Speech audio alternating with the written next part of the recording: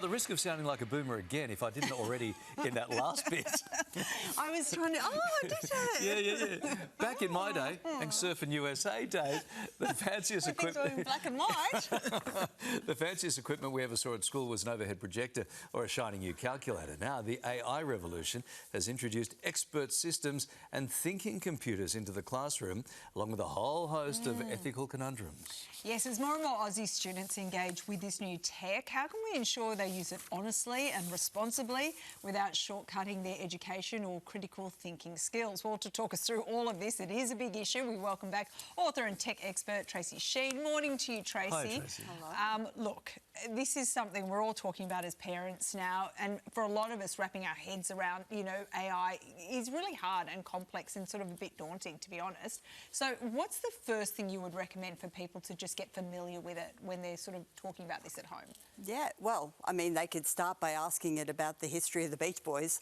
It's a great place to start talking about Brian Wilson today. But whenever it comes to, you know, educating ourselves, it's really starting with a conversation, because you don't want to get to a point where the kids are sitting down at the dinner table and telling you that they're asking dating advice off ChatGPT and you feeling like a real boomer of kind of going, oh, I've been sitting back waiting to hear about this thing. Yeah. So we need to be getting involved now, whether it's looking up the prices of groceries or doing our shopping lists on it, you know, whatever that may be. So you mean instead of Googling everything, which does aid you when you say, oh, I'll Google it, because no one Googles anymore, right. They all ChatGPT. So use that engine instead. Yeah, so I have ChatGPT on my phone, and exactly, if I was going to Google something now, I open up ChatGPT, and it's also showing us the way that the changes are coming through with AI as well. Yeah. So much easier than my old Funk and Wagnalls, I've got to say. You've compared these digital tools with other tech advancements, like calculators or even Wikipedia, but it's coming in hot. We can't stop it. How do we get around it ethically in the classroom? Yeah, I think the main thing is to realise that it is coming. So instead of trying to kind of push it off to the sideline, we need to be educating our kids on how to use it responsibly. So how can we use it to hack things instead of, you know, create the content for us? What are the guidelines? How do we create a help system?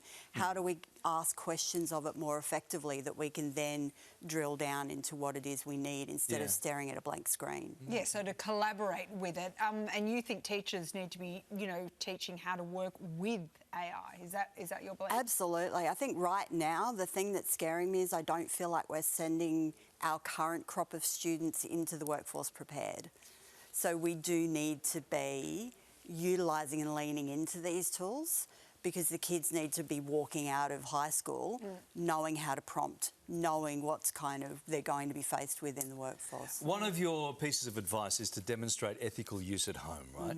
Now you're asking parents to try and understand this thing. How's that going to work out? Because, I mean, you know, as a parent of... My kids are older now, but I'm still constantly asking my kids to cut and paste and to show me how to do bits and pieces on the computer. Yeah. How's it going to work in reverse? Because now do parents have to try and understand this ahead of the kids? Not necessarily ahead of the kids, but I think with the kids. So one of the things for me is children mimic, right? We just know they do. They parrot. If they find something that you laugh at once, they are going to milk that until, you know... So if we can do something with them, they will see how we are reacting and responding with these tools. And that, I think, educates more around an ethics than anything. Do you think it could have a negative impact, though, because we're not really developing our own skill sets, we're just letting the computer do the thinking for us? Look, I think it's a possibility. However, again, it comes down to if we're educating ourselves and our kids on the critical thinking, so teaching them how to ask the questions rather than just accepting anything. And if they can tell you how they got to that response, so awesome, you got that answer, how did you get there? Yeah. You know, and if they can't explain that, then we've got a problem. Sometimes I don't know how I got here. In life. Thank you, Tracy. Lovely to see you.